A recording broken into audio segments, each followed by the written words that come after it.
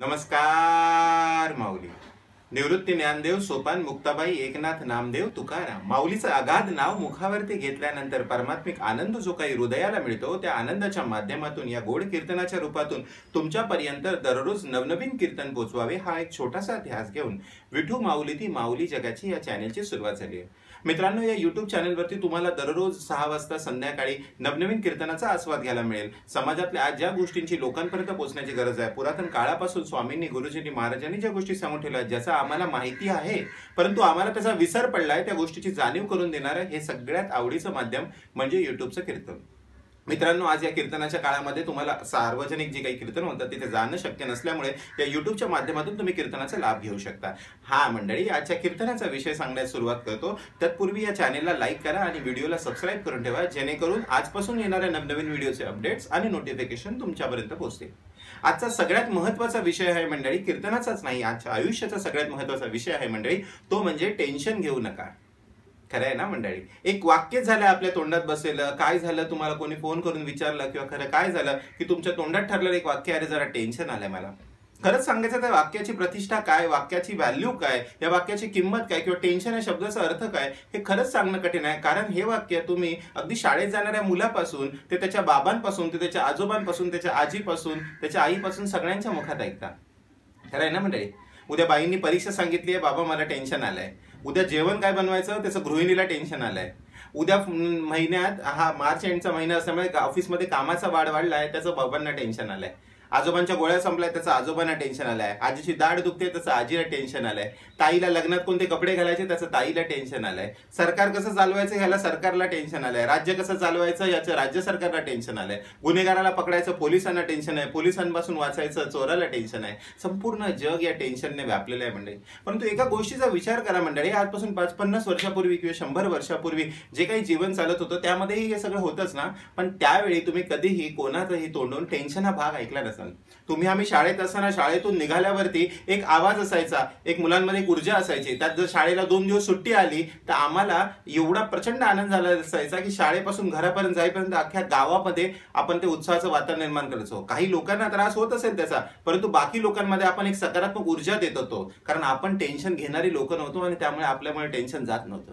Tension ही अशी गोष्ट आहे मंडळी की जर ती तुमच्याकडे आहे तर ती तुमच्याकडे ठेवू शकत नाही. तुम्ही सोनं नाही, ती गोष्ट तुम्ही पास ऑन करत राहता. तुम्ही ती पुढच्या पिढीला, पुढच्या लोकांना, तुमच्या आजूबाजूला येणाऱ्या संपर्कात येणाऱ्या लोकांना जसं व्हायरस असतो ना तशी ती गोष्ट आहे टेन्शन. तुम्ही ते कॅरी फॉरवर्ड करत असता, पुढे पुढे देत असता आणि मग तेच टेन्शन घेऊन त्यांचंही आयुष्य तुम्ही बाधित करत असता. म्हणजे खरंच सांगा मला, आजच्या काळामध्ये तुम्ही जे टेन्शन घेता आणि ह्या टेन्शनमुळे जे काही विश्व निर्माण झालेलं आहे, टेन्शनचं जग आपण ज्याला म्हणतो, ह्या टेन्शनमध्ये आपल्याला कुठेतरी सकारात्मक ऊर्जा, सकारात्मक गोष्टींची गरज आहे असं तुम्हाला वाटत नाही का? आज डॉक्टरांनी सांगतात की या कोरोनाच्या काळामध्ये सगळ्यात प्राथमिक गोष्ट ही आहे, कारण लोकांमध्ये मानसिक आजार वाढण्याचं कारणच ते आहे. लोकांमध्ये मानसिक आजार का वाढले मंडळी? कारण तुम्ही टेन्शन घेतल्यामुळे. एक गोष्ट कायम लक्षात ठेवा, 2 प्रकारची मन असतात, एक असतं सकारात्मक मन, एक असतं नकारात्मक मन. ज्यावेळी तुम्ही टेन्शन घेत असता त्यावेळी तुमच्या शरीरामध्ये असलेले ह्या 2 घोड्यांपैकी म्हणजे एक असतो सकारात्मक घोडा, एक असतो नकारात्मक घोडा. त्यावेळी नकारात्मक घोड्याच्या हातात तुम्ही सूत्र देत असता, कारण तुम्ही टेन्शन घेतलेलं असतं. तुम्ही जर टेन्शन घेतलेलं आहात तर त्यावेळी तुमच्या हाताने योग्य असा निर्णय कधीच होणार नाही. एक साधी गोष्ट विचार करा, एखादा पायलट आहे, उंच हवेमध्ये जहाज घेऊन चाललाय तो, आणि अचानक त्याच्यावर काहीतरी प्रसंग आला. समजा त्याचं इंधन कमी झाल्याचा प्रसंग आला, त्याचं नेटवर्क ब्रेक झालं असेल किंवा जहाजामध्ये थोडे झटके घेत असेल जहाज, आपण ज्याला हिचकॉक म्हणतो, ते होत असेल, तर अशा सगळ्या प्रसंगामध्ये जर त्याने टेन्शन घेऊन आपला नकारात्मक घोडा जास्त पळवला तर तो योग्य निर्णय घेऊ शकेल का? रणभूमीवर उभा असलेला तो योद्धा नकारात्मक विचारांनी जग जिंकू शकेल का? एखादा राजा राज्य चालवताना स्वतःच जर तो नकारात्मक झाला तो राज्य चालवू शकेल का? मग ही साधी गोष्ट आहे मंडळी की नकारात्मक विचारांनी आणि टेन्शन घेऊन तुम्ही तुमच्या चाललेल्या आयुष्याची जी काही सूत्र आहात ती सूत्र तुम्ही चुकीच्या मार्गाने देतात मंडळी. मी असं म्हणत नाही की कोणत्याही गोष्टीला सिरियसली घेऊ नका, तुम्हाला ती घ्यावी लागेल, पण अगदी त्या गोष्टीचं टेन्शन घेऊन तुम्ही आयुष्यात काहीही अचीव करू शकणार नाही मंडळी. एक साध्या गोष्टीचा विचार करा. आज या कोरोनाच्या काळात जर तुम्ही विचार करत बसलात, एक गोष्ट आहे, एक विचार करत बसतात की बाहेर अशी महामारी पसरली आहे, त्यातच आज 2 दिवसापूर्वी वादळ येऊन गेलं आमच्याकडे कोकणात. मग हे वादळ चाललंय, त्यानंतर ही महामारी पसरली आहे, लोकांच्या नोकऱ्या जात आहेत, कित्येक लोकांच्या घरामध्ये कोण ना कोण आजारी पडलाय. मग ह्या सगळ्याच्या काय गोष्टी आहेत मंडळी, हा जीवनाचा भाग आहे. तुम्ही जन्माला आला त्या पृथ्वी तलावरती, त्या तुमच्या नावावरती जे भोग लिहिले आहेत, हे जे काही प्रसंग आले ते तुम्हा आम्हाला कोणाला चुकणारच नाही आहेत मंडळी. मग ह्या गोष्टीचं टेन्शन घेऊन मी याच्यात काय सिद्ध करणार ना मंडळी? इन्स्टेड ह्याच्या व्यतिरिक्त जर मी ह्या गोष्टीचं टेन्शन घेण्या व्यतिरिक्त जर मी हा विचार केला की ह्या टेन्शनपेक्षा ह्या गोष्टींना मी सामोरं कसं जाईन, खरं आहे ना मंडळी, मी सामोरं कसं जाईन ह्या गोष्टींना, ज्या दिवशी तुम्ही तुमच्या दुःखाच्या छातीवरती तलवार घेऊन उभे राहाल मंडळी, त्याच वेळी तुम्ही खऱ्या अर्थाने तुमच्या आयुष्याचा आनंद घेऊ शकाल. कारण तुमची जी ही व्यथा आहे, एक गोष्ट कायम लक्षात ठेवा, एखादा माणूस ज्यावेळी पर्वतावरती चढत असतो, त्या पर्वतावरती चढण्यापूर्वी तो एक प्लॅन बनवतो, एक निष्ठा बनवतो, एक मार्ग बनवतो की मी असं जाईन, मग तिथे थोडं थांबीन, मग ह्या साईडला वळीन, मग असं जाईन, कारण त्याच्या हातात एक पर्वताचं चित्र असतं. कळतंय म्हणजे त्यानुसार तो एक रोडमॅप बनवतो, एक जर्नी बनवतो, एक मार्ग लिहितो थोडक्यात, की मी असं जाईन, थोड्या वेळाने इथे वळीन, मग असं इथे थांबीन, मग असं वळीन, मग तिथे थोडं हे करीन, मग रशी टाकीन. अशा पद्धतीने तो हे करून एक गिर्यारोहक एक पर्वत चढायचा प्लॅन बनवतो किंवा त्याची मार्गक्रमण करतो. परंतु हा पर्वताचा जो चित्र त्याच्याकडे असतो ते अगदी त्यावेळेचं नसतं, 1 महिन्यापूर्वी 6 महिन्यापूर्वीच असतं. 6 महिन्यामध्ये त्या पर्वतावरती नवीन काहीतरी बदल झालेले असतात मंडळी, आणि त्यामुळे तो जुन्या प्लॅनने जर चालत राहिला तर मंडळी तो कधीही डोंगरावरती पोहोचू शकणार नाही. ज्यावेळी तो प्लॅन बनवतो आणि अर्ध्या रस्त्यात पोहोचतो त्यावेळी त्याला लक्षात येतं की पूर्वीच्या आलेल्या पावसामुळे पर्वताचा काही भाग खचलाय, काही ठिकाणी दगड कमकुवत झाले, काही ठिकाणी माती घसरते.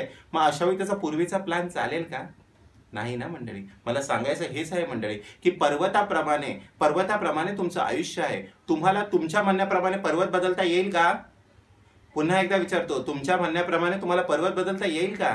नाही ना मंडळी. मग जसं तुमच्या म्हणण्याप्रमाणे तुम्हाला पर्वत बदलता येणार नाही, तसंच तुमच्या म्हणण्याप्रमाणे आयुष्य, पर्वतरूपी आयुष्य तुम्हाला बदलता येणार नाही. या उलट टेन्शन पासून जर तुम्हाला दूर राहायचं असेल तर त्या पर्वताला एक्सेप्ट करा की हा पर्वत असाच आहे. तो कुठला भाग नवीन होता, कुठला भाग पडला असेल, कुठला भाग कमकुवत झाला असेल, मला पर्वताच्या हिशोबाने स्वतःला ऍडजस्ट करावं लागेल, बनवावं लागेल. तसंच मंडळी आयुष्याच्या रूपाने मला आयुष्याच्या माध्यमातून जगण्यासाठी आयुष्य माझ्याप्रमाणे चालणार नाही मंडळी, मला आयुष्याच्या पद्धतीने व्हावं लागेल. साधीशी गोष्ट कळते ना. यापूर्वी चाललेला एखादा उद्योगधंदा आज करोनाच्या काळात चालला नाहीये, परंतु ह्याच्यामुळे बरीच लोक हताश झाली. बरीच लोकांचे आपण बघतो ते हताश झाले, कारण त्यांचे नोकरी धंदे चालत नाही, त्यांचे उद्योगधंदे चालत नाहीये. मग ह्यात तुम्ही काय करताय? तुम्ही पर्वताला आपल्या पद्धतीने चालवायचा प्रयत्न करताय. ते कधीही शक्य नाहीये. पण काही लोक त्यातही त्यांनी पर्वताप्रमाणे स्वतःला ऍडजस्ट केलं, आयुष्याप्रमाणे स्वतःला ऍडजस्ट केलं. मग अशा लोकांनी काय केलं मंडळी? अशा लोकांनी हे पाहिलं की करोनाचा काळ जरी असला तर या काळामध्ये कोणत्या अशा गोष्टी आहेत ज्या गोष्टींची आताही तुलना होऊ शकते, किंवा ज्या गोष्टींचा बिझनेस, भाजीपाला आहे, छोटंसं उदाहरण आहे, भाजीपाला आहे त्याचा धंदा होऊ शकतोय, शेती आहे त्याचा धंदा होऊ शकतोय, तुमची जर गावात जर शेत जमीन आहे तुम्ही शेती धंदा करू शकताय, अत्यावश्यक सेवा ज्या आहेत, केबी शॉप, तिथे नोकरी मिळू शकते. मंडळी ह्याच्यासाठी आयुष्याचा खुलेपणा, विचारांच्या शांतीची गरज असते, आणि ही गोष्ट आणि आयुष्यामध्ये ही परिस्थिती तुम्ही तोपर्यंत अचीव करू शकणार नाही जोपर्यंत तुम्ही तुमच्या डोक्यावरती ही नसती टेन्शन घ्यायची सवय लावून घेतली. मंडळी एक मला गोष्ट सांगा, तुमच्या आजोबा पंजोबापासून पांढऱ्या पेशी, तांबड्या पेशी या गोष्टी तुम्ही ऐकल्यात कधी? ब्लड प्रेशरच्या गोळ्या खात होते तुमचे आजोबा? नव्हते खात मंडळी. 80, 90, 100, 150, 200 वर्ष ते जगले, परंतु या सगळ्या गोष्टीपासून त्यांनी स्वतःला दूर ठेवलं, कारण आयुष्यामध्ये टेन्शन घेण्याची वेळ त्यांनी येऊ दिली नाही.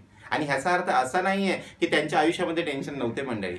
तुम्हाला असं वाटत असेल की ती तर छोट्या, मी असं बऱ्याच लोकांशी बघितलं तर लोकांची अशी उदाहरणं असतात की माझ्या आजोबांना कसलं असणार टेन्शन, ते एका साध्या कंपनीमध्ये कारकून होते, 5 वाजता की घरी जात होते, कळतंय, आणि आम्ही एवढ्या मोठ्या मल्टीनॅशनल बँकेत काम करतो, आमच्यावरती ऑफिसचं, कामाचं, घराचं खूप टेन्शन असतं.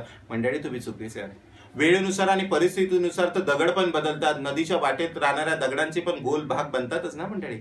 मग असंच असतं, प्रत्येकाची झीज होत असते. त्यावेळी त्यांना ज्या समस्या होत्या त्या समस्यांसमोर तुमच्या समस्या आजही मोठ्याच आहेत मंडळी, परंतु त्यांनी त्या गोष्टींची जाणीव तुमच्यापर्यंत पोहोचू दिली नाही. भले ते कारकून होते, पण त्यांना मिळणाऱ्या पगारामध्ये ते 15 माणसांना पोचू शकत नव्हते. त्यांचे आई वडील, स्वतः नवरा बायको, त्यांची 5 मुलं, 4 बहिणी, या 15 जणांना ते जेवायला घालत होते. प्रसंगी स्वतःला नवीन कपडे घेत नव्हते मंडळी, पण तुम्हाला घेऊन देत होते. प्रसंगी एक भाकरी ते कमी खात होते मंडळी, पण तुमचं पोटभर भरत होते. तुम्हाला शाळेच्या पिकनिकला पैसे द्यायसाठी त्यांनी ओव्हरटाईम केला होता. तुम्हाला नवीन कपडे घेऊन देण्यासाठी त्यांनी जुनं काहीतरी विकलेलं होतं मंडळी, पण ह्या गोष्टींची जाणीव त्यांनी तुम्हाला करून दिली नाही मंडळी. म्हणून आज तुम्ही खूप सोप्या पद्धतीने बोलताय मंडळी की त्यांनी काय केलं आयुष्यात, कळताय का मंडळी? त्यांनी एक गोष्ट नक्की केली की ते टेन्शन घेऊन बसले नाही, कारण त्यांना माहिती होतं की मी टेन्शन घेऊन मी जर उद्या काय माझं झालं. कारण एक गोष्ट कायम लक्षात ठेवा मंडळी, हे कीर्तन जे आहे हे कीर्तन कोणत्या साधू संताचं कीर्तन नाही, कोणत्या वारकऱ्याचं कीर्तन नाही, कोणत्या मोठ्या कीर्तनकाराचं हे कीर्तन नाही. हे एक सामान्य माणसाचे विचार आहेत, जे सामान्य माणसाच्या वाणीतून या कीर्तनाच्या माध्यमातून तुमच्यापर्यंत पोहोचवायचे आहेत.